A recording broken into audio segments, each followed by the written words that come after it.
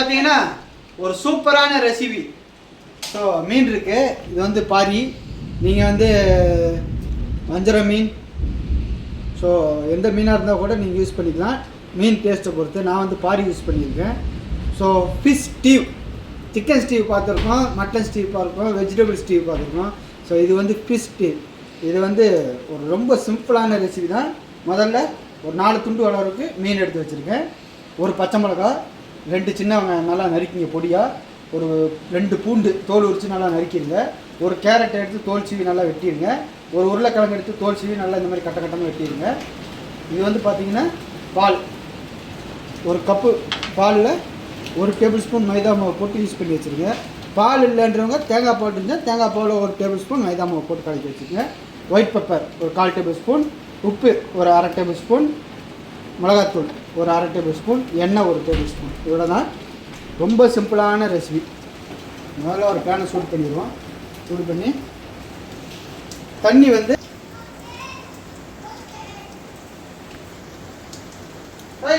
ஊற்றியாச்சு.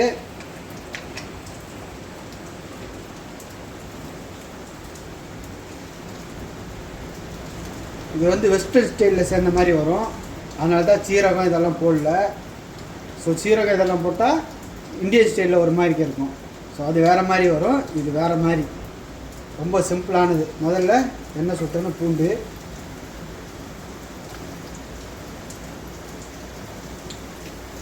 பூண்டு போட்டு அதை மிக்ஸ் பண்ணுங்கள்.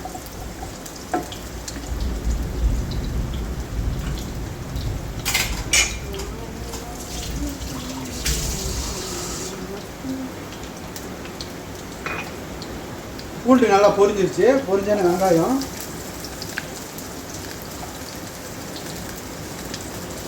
வெங்காயத்தை போட்டு அதோட சேர்த்து பச்சை மிளகாயும் போடுங்க. போட்டு ஒரு வணக்கு,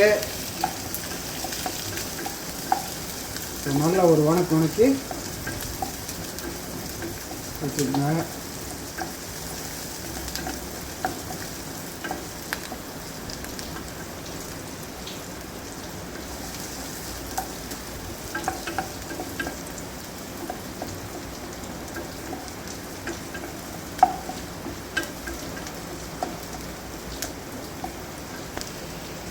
இதோட உருளைக்கிழங்கு, கேரட்டு,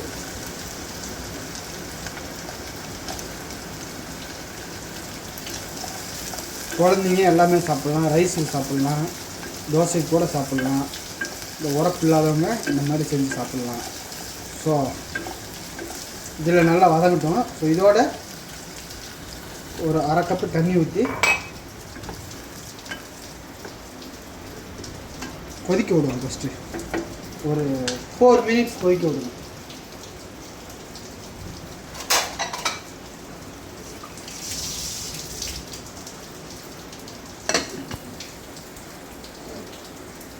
ஆயிடுச்சு. ஸோ ஆனானா என்ன பண்ணுவோன்னா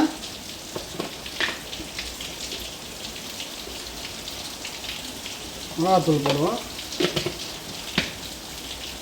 போட்டு லைட்டாக ஒரு மிக்ஸ் பண்ணுங்கள். மிக்ஸ் பண்ணிவிட்டு ஃபிஷ்ஷு இந்த ஸ்டேஜில் ஃபிஷ்ஷை போட்டுருவோம். போட்டு ஒரு 1 மினிட் கொதிக்க விடுங்க.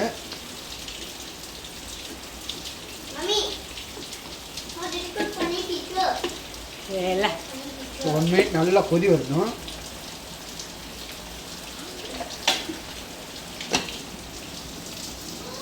ஒன் மினிட் ஆயிடுச்சு. ஸோ ஆனான நம்ம தேவையான சால்ட்டை போட்டுருவோம். போட்டாச்சு.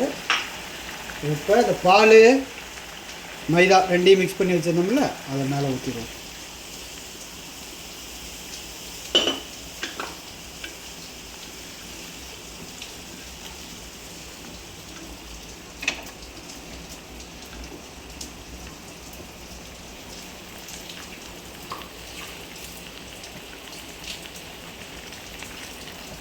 கொஞ்சமாக ஊற்றி வச்சுக்கிட்டு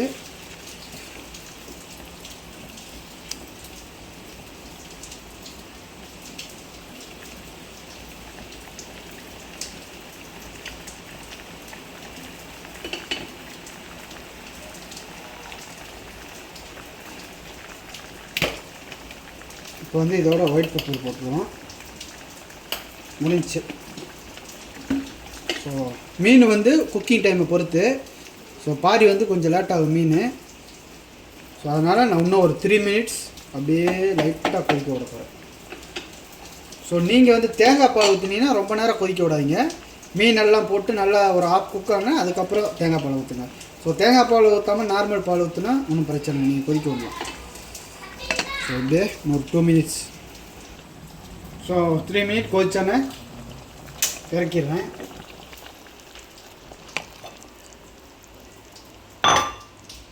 பாருங்கள்.